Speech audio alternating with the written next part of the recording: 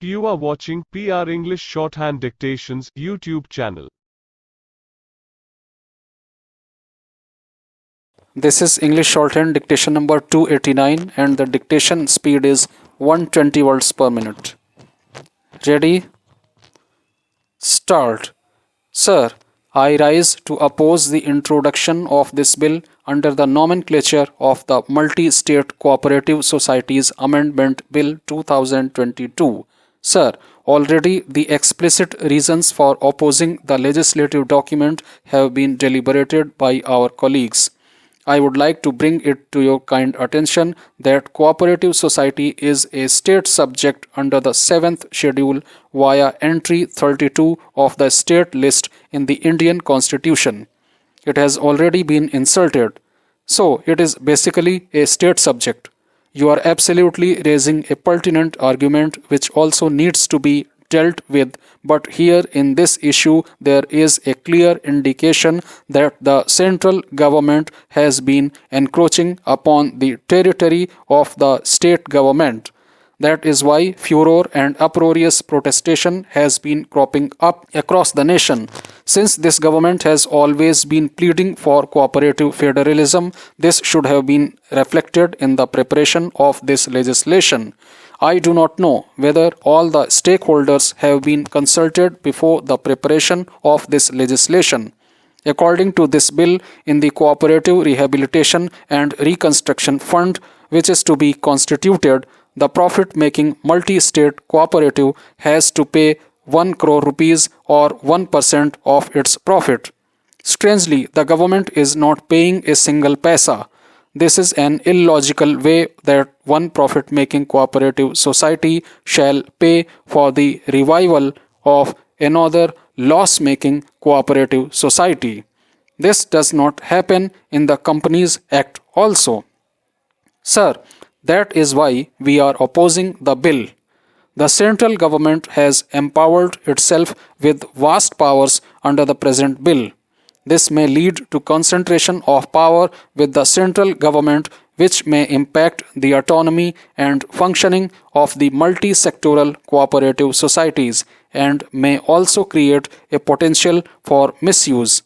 For example, under the present bill, the cooperative ombudsman will be appointed directly by the center without any apparent monitoring system to prevent corruption. An ombudsman is supposed to be unbiased.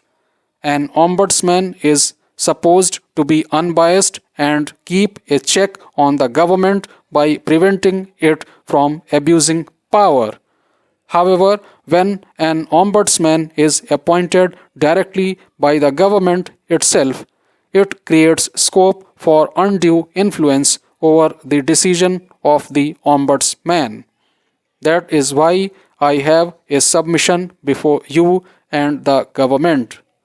Given the ramifications and encroachment upon the state's power, this bill should be referred to the standing committee so that it could be further scrutinized and all the controversies could be wiped off before presentation of the bill afresh. This is my only submission before you. Sir, I rise to oppose the introduction of the Multi-State Cooperative Societies Amendment Bill 2022.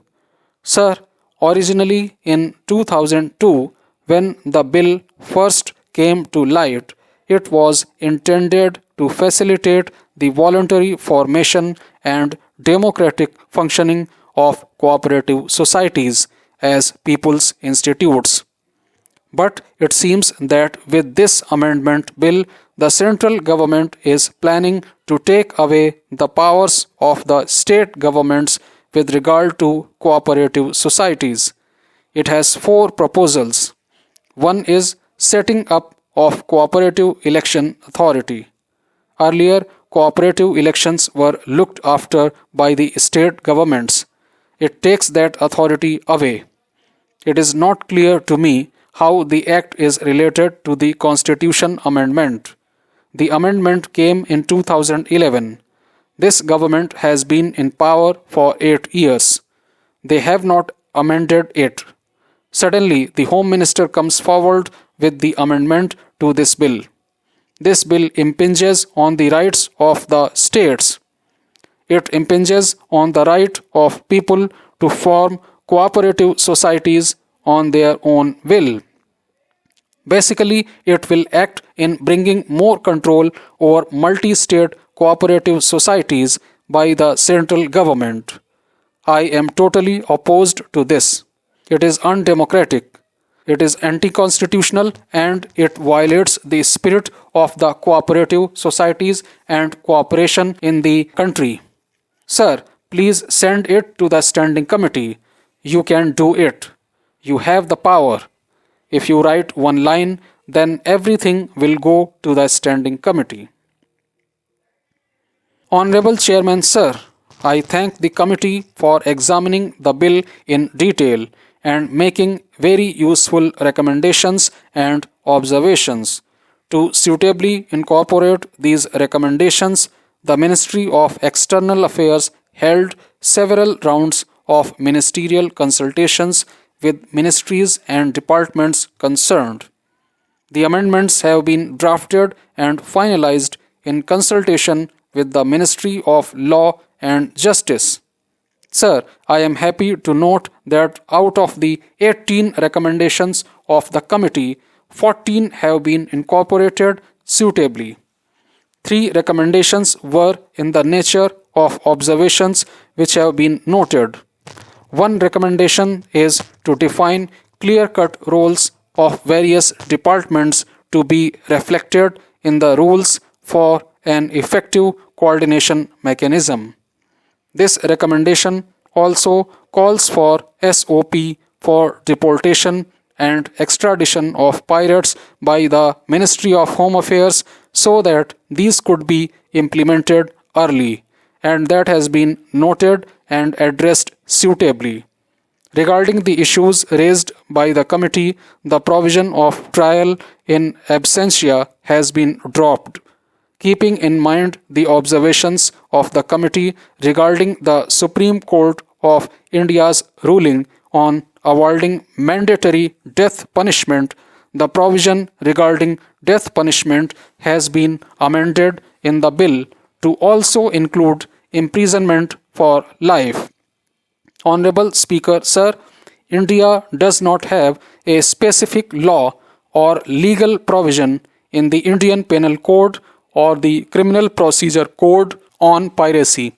This bill, along with the amendments, would provide an effective legal instrument to combat piracy not only in territorial waters and the exclusive economic zone but also on the high seas. India's security and economic well-being is inextricably linked to the sea, and maritime security is a prerequisite, with more than 90% of our trade with the world taking place through sea routes and more than 80% of our hydrocarbon requirements being seaborne. The security of our sea lanes of communications is critical to our national well-being. Mr. Chairman, sir, the Union government had announced more than 100 aspirational districts across the country. This special status has been given for the overall development of the districts. Koraput district in Odisha, which belongs to my constituency, is one of them. During the first term of the present government, Honorable Prime Minister announced this in pursuit of the government's effort to provide better health care. It had been decided that each aspirational district across the country will get one medical college. After the announcement by the Prime Minister in September 2018, the then Minister of State for Health had also announced that a medical college would be established in Koraput within a short time. Several years have passed, but there is no progress. The aspiration of the people of the district is high on the medical college. Quality and affordable healthcare is what we need the most today. Therefore, I urge upon the Honorable Minister of Health and Family Welfare to specify the reason for the delay in establishing the medical college and demand establishment of the hospital at the earliest. The people of Koraput are waiting to see their aspiration fulfilled.